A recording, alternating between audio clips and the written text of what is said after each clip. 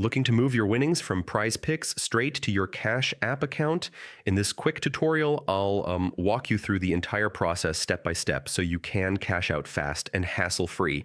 First, open the PrizePicks app on your phone and log into your account. Once you're in, look at the top left corner of the screen and tap the menu icon, those three little horizontal lines. From the menu, select Withdraw Funds. Now, enter the exact amount you want to withdraw. This is where the magic happens. PrizePicks gives you several payout options, but for this tutorial, we're focusing on Cash App. Enter your Cash App account details carefully. Accuracy is key here to make sure the money goes to the right place. Before finalizing, double-check everything: the amount, your Cash App info, and your email. Once you're sure everything is correct, hit Confirm. PrizePicks will send you a one-time password, or OTP, straight to your email.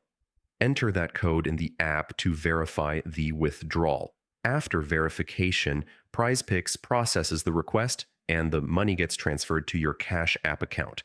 The timing may vary, but in most cases, you'll see the funds hit your Cash App pretty quickly. And that's it. You've successfully withdrawn money from PrizePicks to Cash App.